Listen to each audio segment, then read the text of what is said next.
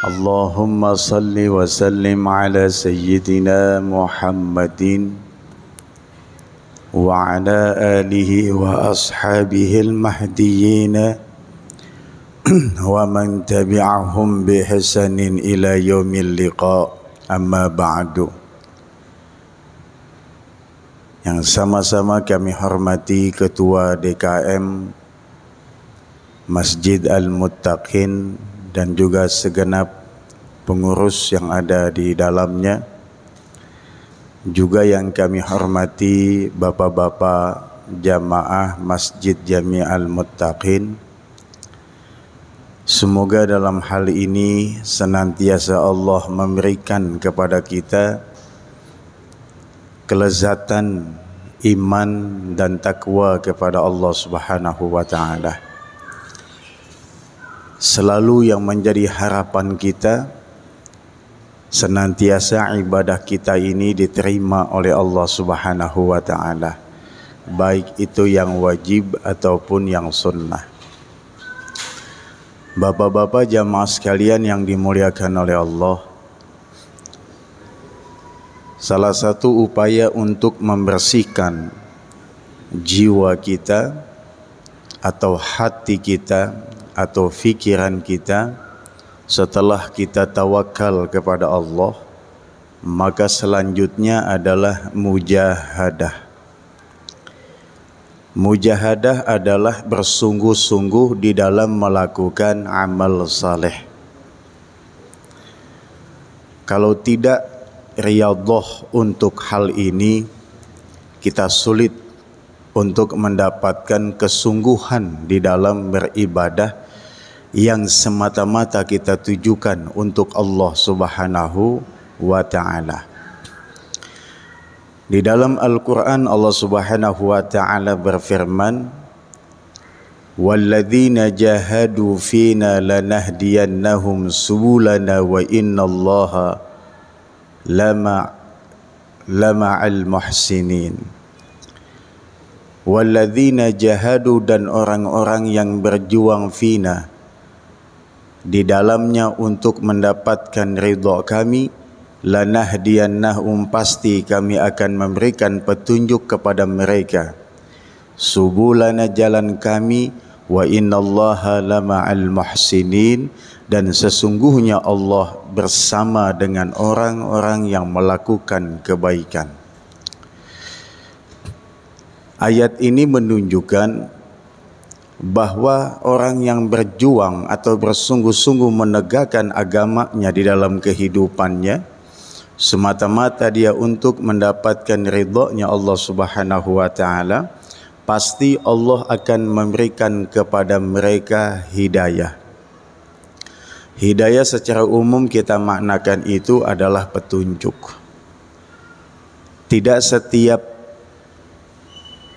umat Islam mendapatkan hidayah untuk bermujahadah kepada Allah, karena Islam itu sendiri adalah hidayah. Tetapi setelah dia ada di dalam agama Islam itu, belum tentu ia mampu untuk menjalankan agamanya dengan baik dan benar. Maka ayat ini memberikan satu motivasi kepada kita. Kalau kita ingin mendapatkan hidayah dari Allah, maka ibadah yang kita lakukan ini semata-mata untuk Allah Subhanahu wa taala, dan Allah akan memberikan kepada kita petunjuk yang menjadi jalannya Allah. Subulana wa innallaha lama'al muhsinin, yakni satu jalan yang akan ditempuh oleh mereka yang melakukan kebaikan semata-mata karena Allah Subhanahu wa taala. Ternyata tidak mudah, Pak, untuk bermujahadah, mengamalkan satu amalan yang saleh semata-mata untuk Allah, itu tidak mudah. Maka harus dilakukan dengan kesungguhan. Ada kalanya banyak hal yang mengganggu yang kemudian kita memilih mundur ketimbang maju. Misalnya, saya ingin mendawamkan sholat fardu berjamaah 5 waktu. Lalu ketika kita sudah coba memulainya, maka satu saat kita mendapatkan satu pujian atau hinaan. Kalau hinaan mungkin kita bisa menganggap ini satu ujian, tapi terkadang sedikit dari kita menganggap kalau pujian itu adalah ujian. Orang bilang kamu ini sholatnya begitu terjaga, kayaknya kamu ini adalah bagian orang-orang yang saleh. Maka kalau hati kita tidak siap dengan pujian itu, maka tentu muncul satu ujub, merasa bahwa dia istimewa dengan apa yang ia kerjakan selama ini. Jangan disangka angin yang sepoi itu tidak bisa menjatuhkan, dan jangan juga menyangka angin yang kencang pasti merobohkan. Pujian ini seperti angin sepoi.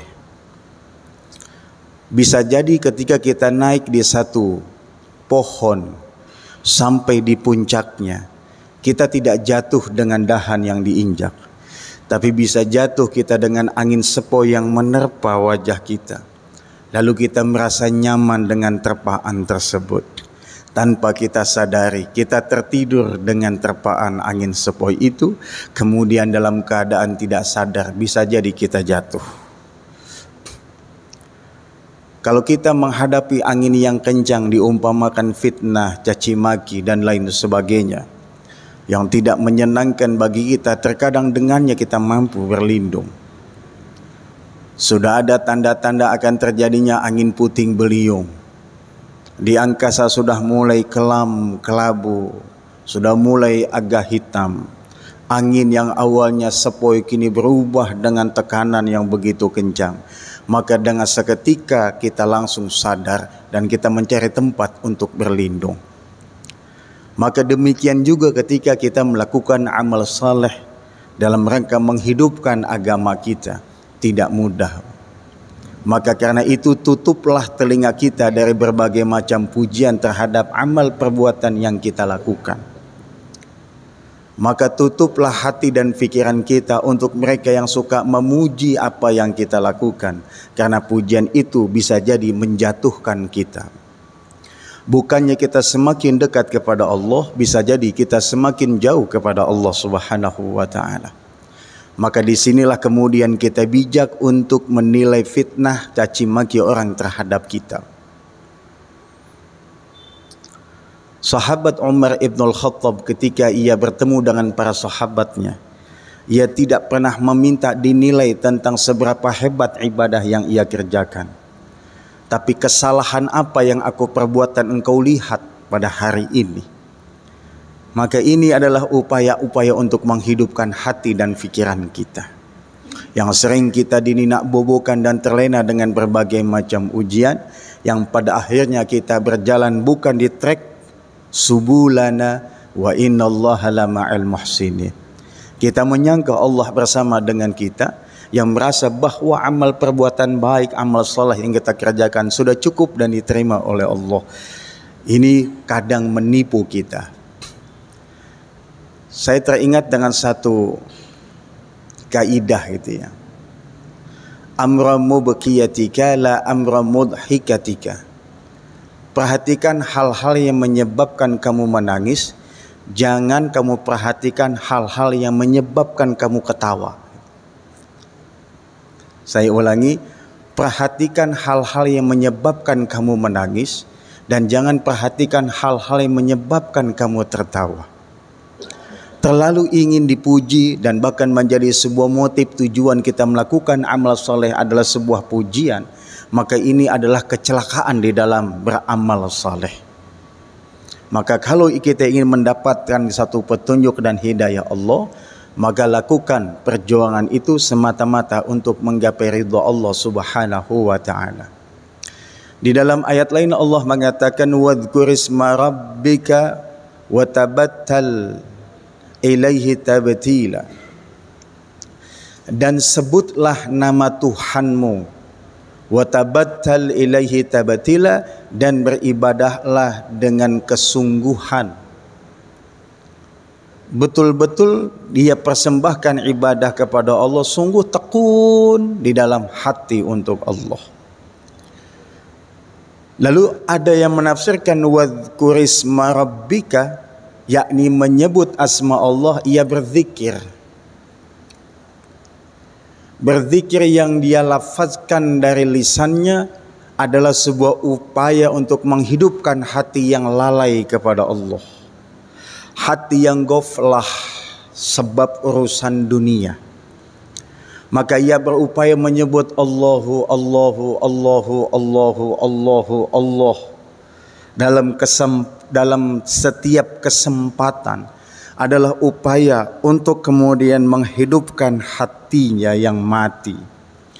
Tanda hati yang mati itu adalah tidak bergetar ketika disebutkan asma Allah.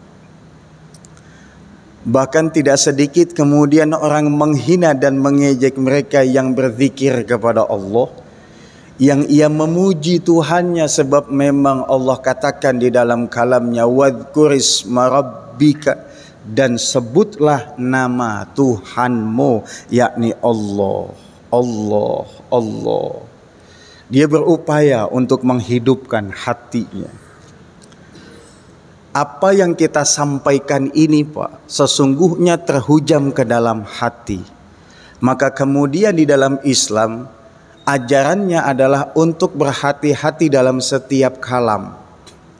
Ma yalfizu min qaulin illa ladaihi raqibun atid. Nah, tidaklah apa yang kita lafazkan, yang terlontar dari lisan kita, melainkan dicatat oleh malaikat raqib dan atid. Makhluk Allah yang setia, yang tidak ada penyimpangan kepada Allah, yang setiap kata yang kita ucapkan selama hidup itu tercatat rapih dan nanti akan ditampakkan dan akan diperlihatkan oleh Allah Subhanahu wa ta'ala. Maka jangan sembarang kita berkata-kata, jangan asal kita berucap, karena apa yang kita sampaikan sesungguhnya akan kembali ke dalam diri kita dan terhujam di dalamnya. Tanda orang yang mati hatinya ketika ia berbicara tidak ada manfaatnya. Ketika ia berbicara justru malah mengumpat. Ketika ia berbicara justru malah menghardik, mencaci, menghina, memaki, merendahkan saudara muslimnya. Maka itu adalah tanda mata qalbuha, tanda mati hatinya. Orang yang hatinya hidup di samping ia menyebut asma Allah, maka ia akan menekuni ibadah itu dengan baik dan benar.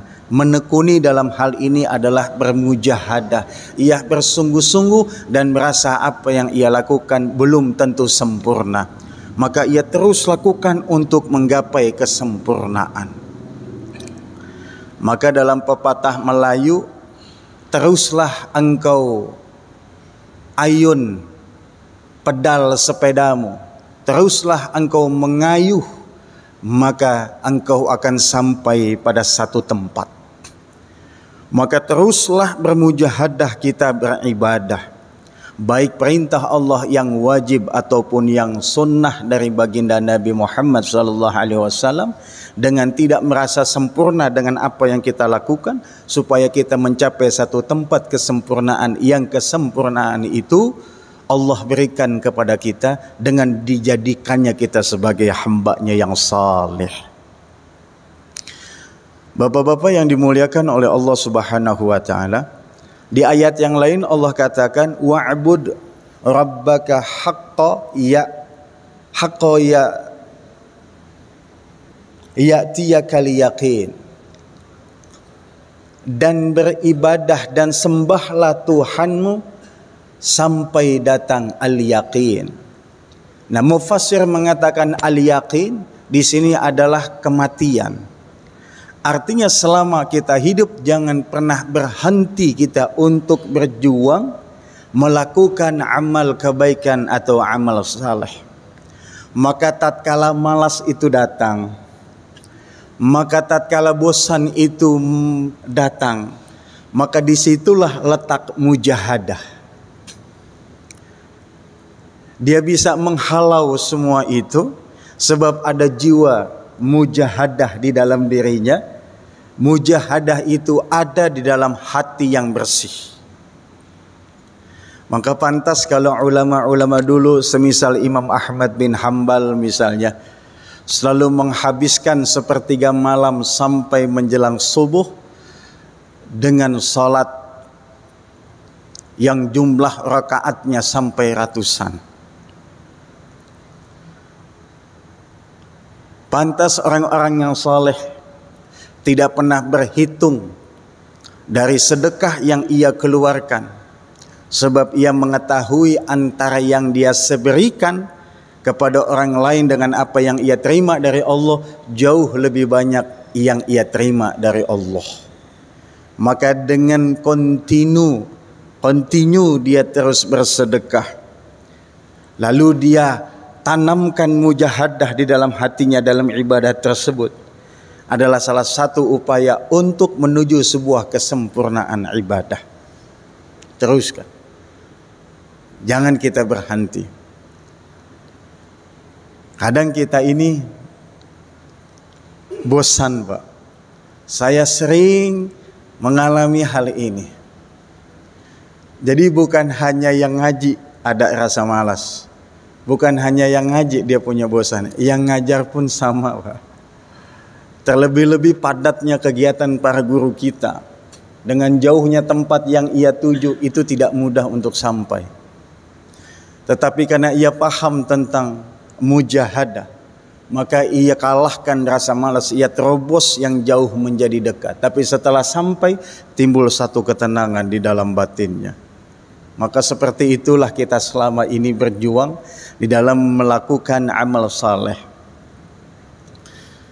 Lalu disebutkan lagi di dalam ayat Allah yang lain, "Faman ya'mal mithqala dzarratin khairan yarahu." Maka di saat kita sudah bermujahadah, berjuang untuk tetap melakukan amal yang saleh, perhatikan. Maka barang siapa yang melakukan kebaikan meskipun sebesar dzarrah, ada yang mengartikan seperti biji sawi, ada yang mengartikan seperti atom, yarahu, maka Allah melihatnya dan nanti Allah akan memperlihatkannya. Duduknya bapak-bapak di masjid ini setelah bapak menunaikan kewajiban bapak terhadap Allah, dilanjutkan dengan kewajiban berikutnya yakni menuntut ilmu. Jangan pernah menganggap lama duduk di majelis ilmu adalah sebuah kesia-siaan. Sungguh duduknya bapak-bapak sekalian, meski tidak mencatat, meski tidak menulis, maka sungguh ini adalah amal saleh. Maka suatu saat nanti bapak akan melihat pekerjaan atau amal saleh yang bapak lakukan hari ini. Tentu tidak di dunia ini Allah tampakkan amal saleh itu, tapi di suatu tempat nanti, suatu masa yang di dalamnya kita kekal selama-lamanya, maka Allah akan memberikan, memperlihatkan amal perbuatan baik yang kita lakukan. Sederhana sekali, Pak. Amal kebaikan yang kita lakukan itu tidak mesti dengan modal yang besar. Memang ada perintah Allah yang harus dengan modal besar. Contohnya adalah melaksanakan ibadah haji. Haji ini adalah ibadah yang perlu modal, perlu kekuatan, perlu mental, Pak. Modalnya tidak sedikit. Kalau Bapak ikut haji yang reguler, daftar di Kementerian Agama, masa tunggu waiting listnya lumayan lama, Pak. Mungkin di antara bapak-bapak masih dalam menunggu antrian. Ada yang sudah jadi jadwalkan 2021 ia berangkat, sebab adanya COVID-19 akhirnya sampai saat ini belum ada informasi berangkatnya kapan. Ketika ia bicara dengan saya, ada satu kekhawatiran saya, Ustaz. Apa Bapak? Saya takut meninggal belum saya menunaikan ibadah haji. Saya bilang Islam ini agama yang ajib, Pak. Agama yang istimewa loh.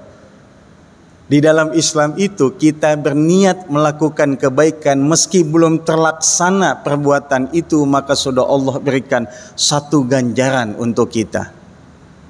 Sebaliknya di saat kita berencana melakukan satu keburukan, belum Allah catat menjadi amal keburukan sampai ia melakukan amal tersebut.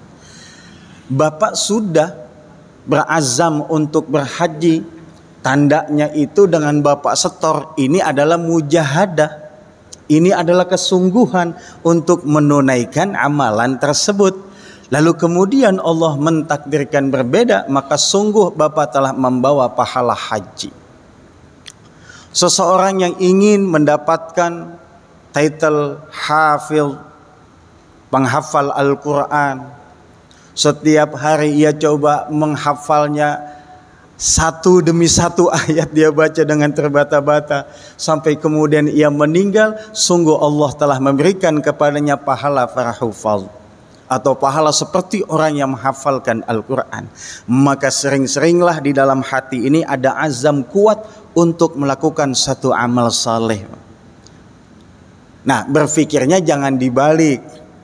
Ya sudah, kalau begitu saya banyak saja rencana untuk berbuat baik, meskipun tidak saya lakukan. Hari ini saya azam, nanti malam saya ingin qiyamul lail, saya ingin sholat tahajud, saya ingin sholat witir dan lain sebagainya. Tapi sengaja ia tidak lakukan.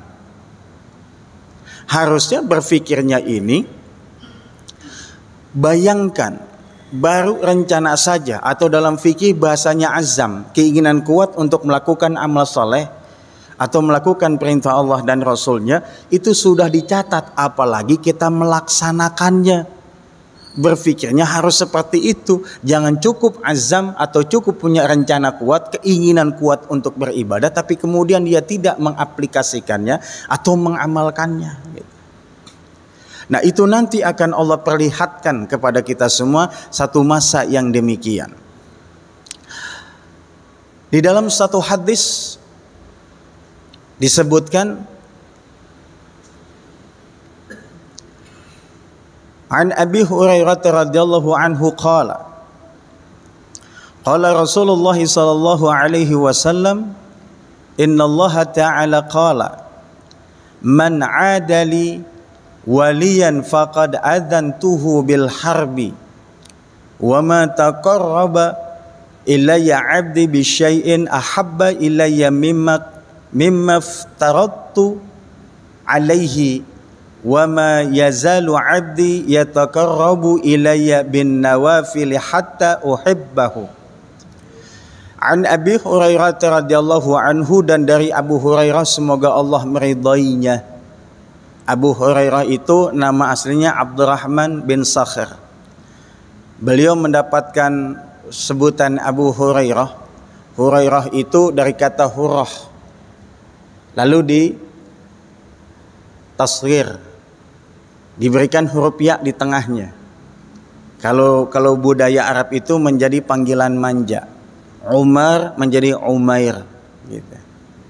Hurrah menjadi Hurairah, berarti kucing kecil gitu. Sebab ketika beliau mengembala masa mudanya sering menyelamatkan kucing kecil ketika malam sudah mulai gelap. Dia taruh di atas dahan supaya selamat dari binatang-binatang yang akan melukainya. Dan ada juga yang mengatakan beliau mendapatkan julukan itu sebab ketika beliau duduk ada kucing yang sedang tertidur di pakaiannya, kemudian ia menyobek pakaiannya sebab khawatir kucing itu akan terganggu kalau ia bangun. Sekarang introspeksi diri kita, Pak. Kalau kita lagi makan ada kucing mendekat, apa yang kita lakukan?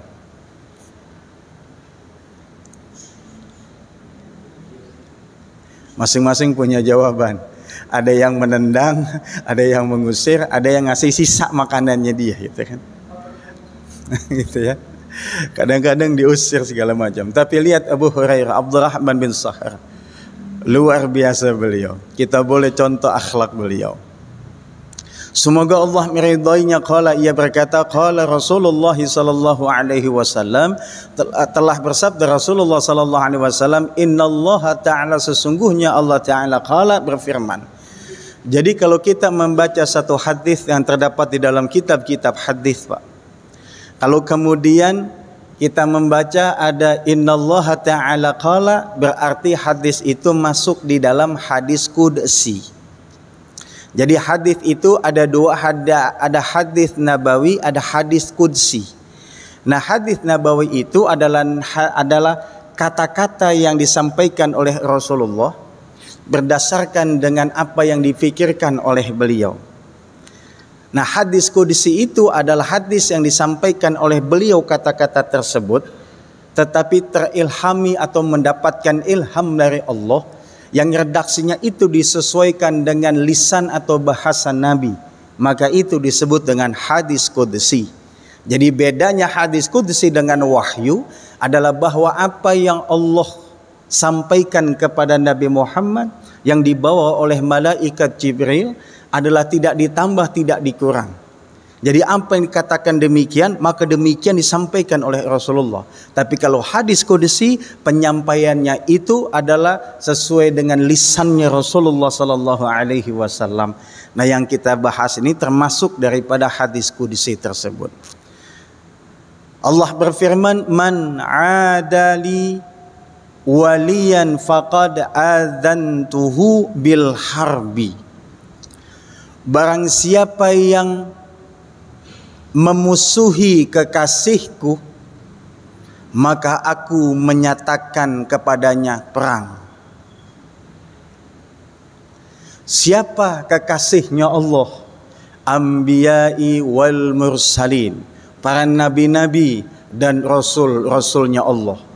Ada juga manusia biasa selain nabi dan selain rasul, adalah kekasih-kekasih Allah, para ulama yang menjadi pewarisnya Nabi, yang kemudian hadis ini seringkali disampaikan untuk akhlak ketika kita berhadapan dengan para ulama. Jadi kalau kita memusuhi kekasih-kekasihnya Allah, berarti Allah menyatakan perang terhadapnya. Semestinya kita gentar nih ketika membaca hadis qudsi ini. Maka dengan beberapa kejadian, dengan beberapa tulisan-tulisan yang mengarah kepada ulama-ulama kita, harusnya menjadi satu perhatian penuh. Orang-orang tua kita dahulu terhadap gurunya luar biasa adab mereka, tetapi tidak ghulu, tidak berlebih-lebihan terhadapnya, dalam rangka meyakini al-ulama'u warathatul anbiya. Maka perhatikan di dalam Al-Quran itu redaksi ulama tidak dengan nasab, ulama'a, tidak juga dengan jr gitu, ulama'i gitu, tapi ulama'u dengan rafa'. Maksudnya apa? Ulama itu memiliki derajat yang tinggi di sisi Allah. Jadi ulama itu tidak boleh nasab, tidak juga boleh jr gitu. Jadi gampang ditarik sono, gampang ditarik sini, gampang dibawa, gampang diturunin gitu. Seperti fathah dan kasrah gitu. Jadi dhammah ulama itu ulama'u, tidak ulama'a. Perhatikan redaksinya. Ya. Jadi kekasih-kekasihnya Allah sepeninggal anbiya wal mursalin adalah para ulama. Nah, maka tidak boleh kita menyakiti para ulama. Maka siapa yang menyakitinya, bahkan memusuhinya, maka Allah menyatakan perang terhadapnya menggunakan redaksi al-harb. Berarti perang yang dahsyat. Apakah Allah kemudian turun? Ya tidak. Artinya mereka akan mendapatkan banyak kejadian-kejadian yang malang. Di dalam Al-Quran kisah Fir'aun itu jelas sekali. Ayatnya itu bukan mutasyabbih, tapi ayatnya itu muhkam. Artinya jelas sejarah itu. Dalam kejadian ia tenggelam di lautan dan hampir dia kemudian tenggelam di dalamnya, terasa sudah roh akan pisah di dalam dirinya, baru kemudian ia mengatakan amantu bi rabbi Musa wa Harun. Aku beriman kepada Tuhannya Musa dan Tuhannya Harun. Maka ini adalah contoh mereka yang memusuhi kekasih-kekasihnya Allah dengan sedemikian rupa untuk menghambat dan menghalau dakwahnya. Maka Allah menyatakan kepadanya perang. Hal ini pun kita alami di saat kita ingin lakukan amal saleh. Sungguh perjuangannya luar biasa. Kadang kita ingin sholat subuh berjamaah, kita tembus kegelapan malam. Terkadang turun hujan baik lebat ataupun rintik, dengan payung seadanya kita tembus jalanan yang becek, licin dan basah. Ini satu perjuangan yang dahsyat untuk menuju Allah. Maka orang yang bersih jiwanya, yang dia memiliki tazkiyatun nafs, maka semua itu menjadi mudah untuk dilalui sebagaimana anbiya wal mursalin, meskipun dihalau dihadang bahkan nyawa menjadi taruhannya untuk tetap dia menegakkan kalimat Allah dan mengajak manusia untuk beriman kepadanya. Maka tenang, artinya selama kita bermujahadah dengan baik, Allah bersama kita. Dan siapa yang akan mengganggu kita, maka Allah yang akan menjadi pelindung bagi kita, Bapak. Insyaallah, ya. Wa ma taqarraba ilayya 'abdi bi syai'in ahabba ilayya mimma aftaratu 'alaihi. Kalau kita artikan bebas, yang paling kusukai dari hambaku, dari upaya dia mendekatkan kepadaku, adalah ia menjalankan apa yang aku wajibkan kepadanya. Nah, berarti ketika kita hendak melaksanakan perintah salat atau perintah wajib yang lainnya, berarti itu adalah kondisi di mana Allah cinta dan suka kepada kita. Maka keadaan itulah yang dalam hadis ini dikatakan ahabba ilayya. Aku cinta kepada hamba-hambaku yang berupaya mendekat kepadaku dengan menegakkan atau mengamalkan, melaksanakan apa yang aku wajibkan kepadanya. Subhanallah. Jadi enak banget hari ini kita adalah menjadi kekasih-kekasihnya Allah, Pak. Amin. Yang kita duduk terus kita menunggu akan datangnya salat Isya nanti, dan kita berupaya untuk tetap menjaga kewajiban kita kepada Allah, maka itu adalah kondisi yang dicintai oleh Allah Subhanahu wa taala. Wa ma yazalu 'abdi yataqarrabu ilayya bin nawafili hatta uhibbuhu. Hambaku yang ia berupaya untuk mendekat kepadaku, lalu ia menghidupkan sunnah-sunnah, adalah sesuatu yang dicintai oleh Allah Subhanahu wa taala. Maka redaksinya uhibbahu, aku mencintainya. Nah, ternyata menjalankan yang wajib dan menghidupkan yang sunnah, keduanya ini adalah upaya untuk mendapatkan cintanya Allah. Sebab di dalam menghidupkan yang wajib dan yang sunnah ada mujahadah di dalamnya, gitu. Ada perjuangan di dalamnya. Bagaimana Bapak sedang menjaga puasa Senin Kamis, puasa Ayyamul Bid, dan puasa sunnah-sunnah yang lainnya di tengah-tengah keluarga atau lingkungan yang tidak puasa. Tengah hari yang begitu panas, teman kita minum es teh manis, lalu ada embun-embun yang ada di gelasnya, itu menggoda kita, lalu berbisik, sudahlah Kak, sunnah ini udah sesekali. Mujahadahnya luar biasa tuh, Pak. Nah, berupaya dia untuk menggapai cinta Rabbnya, dia tahan itu semua dengan mengatakan inni shaim, walaupun redaksi itu diperuntukkan untuk puasa wajib, tapi ia gunakan untuk puasa sunnah dalam rangka menjaga. Luar biasa itu mujahadahnya. Terlebih-lebih di saat kita ingin sedekah. Rasul SAW pernah suatu ketika salat asar berjamaah dengan para sahabat, lalu setelah salam beliau meninggalkan. Tidak seperti kebiasaan yang beliau duduk sebentar. Lalu kemudian sahabat bertanya, ya Rasul, apa yang menyebabkan engkau bergegas setelah engkau salat? Kata Rasulullah, sesungguhnya setelah salat aku ingat ada sesuatu harta yang tersimpan di lemari Aisyah, maka kemudian aku perintahkan untuk segera diberikan kepada orang lain. Kalau kita terbalik, Pak, kita selesai sholat bergegas cepat-cepat. Kenapa? Sebab ada harta kita yang ada di luar, lupa untuk kita simpan di dalam lemari. Maka sholat kita bergegas. Terbalik, Rasulullah tidak. Jadi orang yang memiliki harta benda sedikit kemudian ia sedekah, ingin coba menghidupkan sunnah itu. Sedekah sunnah, bukan sedekah wajib yang dimaksud dengan zakat. Itu dia coba upaya, itu tidak mudah, Pak. Di saat dia sholat Jumat di satu masjid, kemudian tromol itu lewat, lalu di kantongnya ada duit cuma 10.000, 10.000-nya yang dijadikan alat transportasi untuk mencari nafkah. Maka di antara pilihan apakah saya sedekahkan atau tidak. 10.000 itu dibagi pecahan, ada 5.000 satu, 2.000-nya 2, 1.000-annya 1.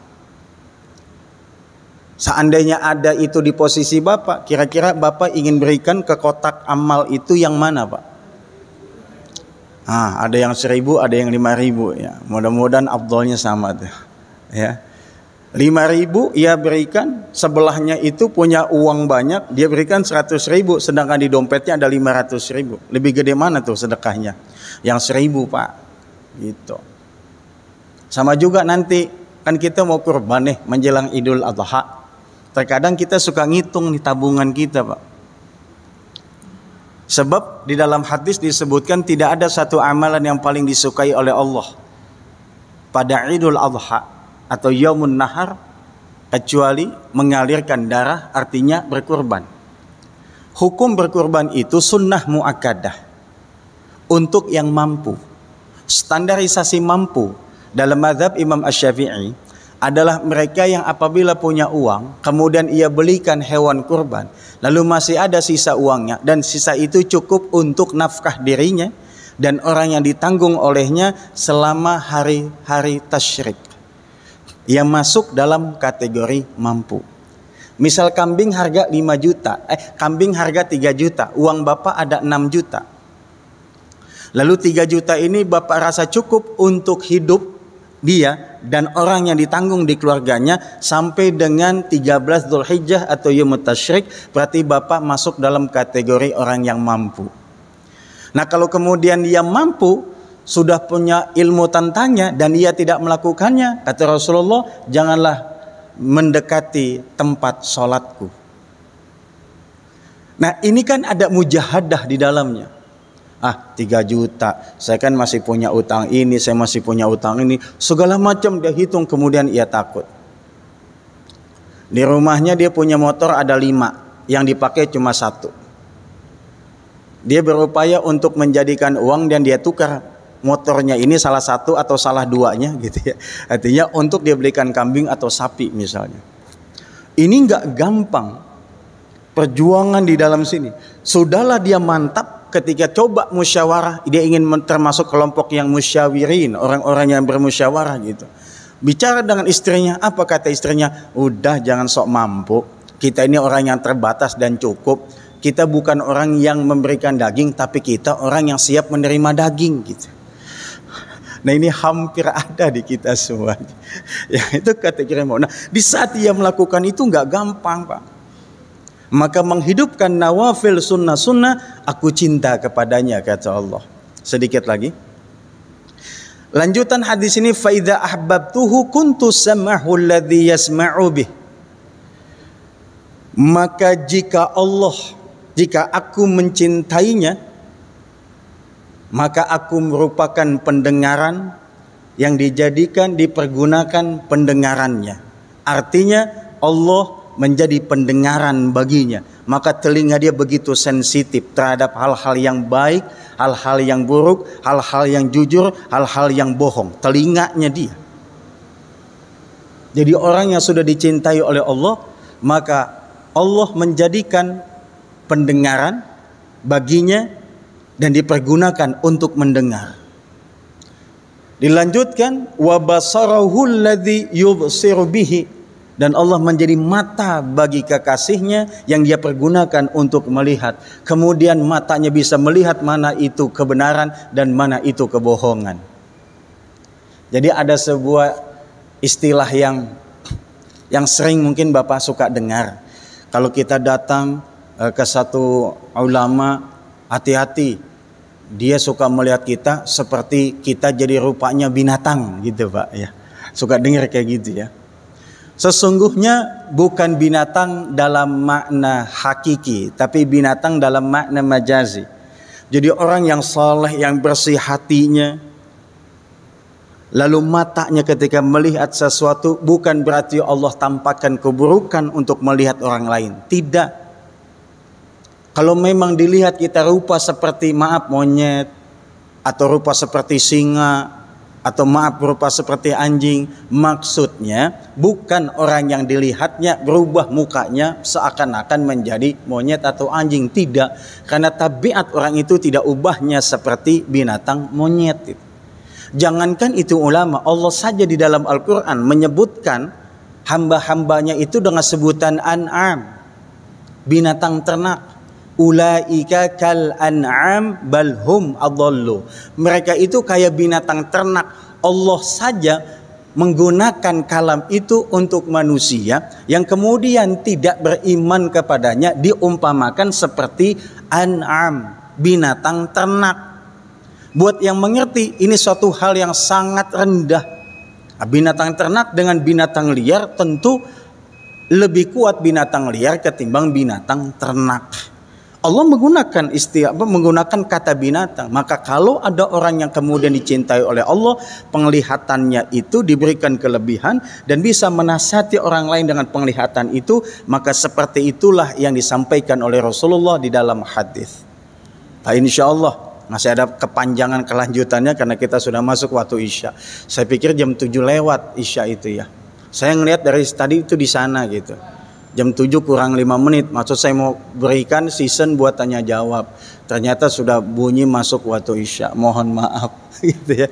Mudah-mudahan ada kesempatan waktu di bulan yang akan datang, umur panjang sehat walafiat. Sebelum kita masuk ke yang berikutnya, boleh hal ini menjadi bahan catatan untuk kita diskusikan di bulan yang akan datang insyaallah, yakni bab mujahadah dalam rangka tazkiyatun nafs. Wallahu a'lam bishawab. Wassalamualaikum warahmatullahi wabarakatuh.